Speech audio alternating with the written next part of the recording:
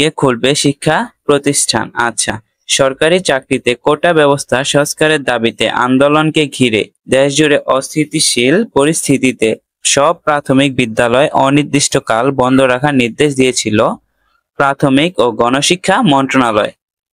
বর্তমানে পরিস্থিতি স্বাভাবিক হয় ঢাকা সহ 4 জেলা বাদে আগামী রোববার থেকে পর্যায়ক্রমে 60 জেলার প্রতিষ্ঠান খুলে দেওয়া হবে। সরকারের উচ্চ পর্যায়ে সিদ্ধান্ত হয়েছে বলে জানা গেছে। তোমরা এতটুকের মধ্যে বুঝতে পারলে যে 4টি জেলা বাদে বাকি যে জেলাগুলো রয়েছে সেই সকল জেলাগুলোতে রবিবারের মধ্যে তোমাদের শিক্ষা প্রতিষ্ঠান খুলে দেওয়ার সম্ভাবনা রয়েছে।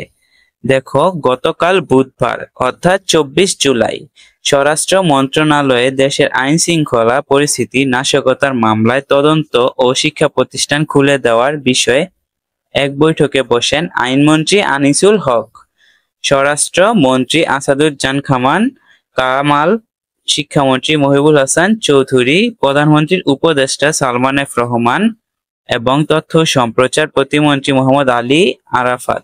এ বৈঠকে এই সিদ্ধান্ত নেওয়া হয়। দেখো, সূত্র কি জানায়, আইন শৃঙ্খলা পরিস্থিতি নিয়ে জেলা প্রশাসকদের পাঠানো প্রতিবেদন সভায় বিশ্লেষণ করা হয়। প্রতিবেদনে উঠে আসে ঢাকা, নরসিংদী, নারায়ণগঞ্জ, গাজীপুর বাদে অন্য সব জেলার পরিস্থিতি প্রায় স্বাভাবিক।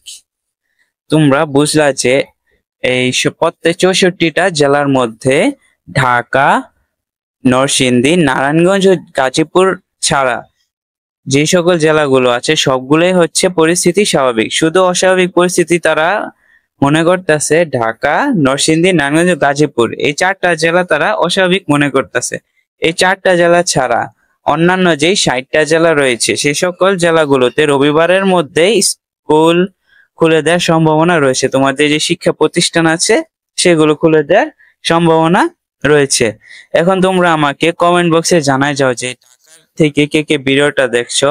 ঠিক তেমনি ভাবে নরসিংদী, নারায়ণগঞ্জ ও গাজীপুর থেকে যদি কেউ ভিডিওটা দেখে থাকো তাহলে অবশ্যই কমেন্টে জানাও যে তোমাদের বর্তমান এলাকার পরিস্থিতি কিরকম।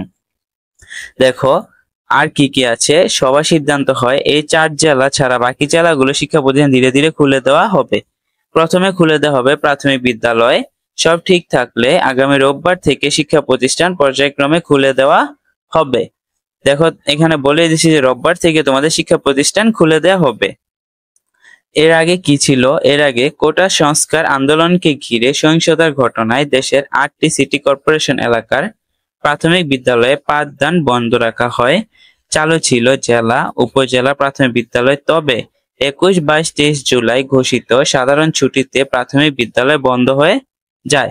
ঠিক আছে, তোমাদের রবিবার শিক্ষা প্রতিষ্ঠান খুলবে কিনা তা নিয়ে ভিডিওটি এ পর্যন্তই ছিল। তোমাদের যদি কোথাও কোনো অসুবিধা হয় তাহলে আমাকে অবশ্যই কমেন্টে জানাও। আর যদি তোমাদের এই সকল বিষয় নিয়ে কোনো ধরনের প্রশ্ন থেকে থাকে কমেন্টে জানাও, আমি তোমাদের প্রশ্নের উত্তর দেওয়ার চেষ্টা করব। আশা করি ভিডিওটা তোমরা বুঝতে পারছো। আজকে এ পর্যন্তই ছিল। আল্লাহ হাফেজ।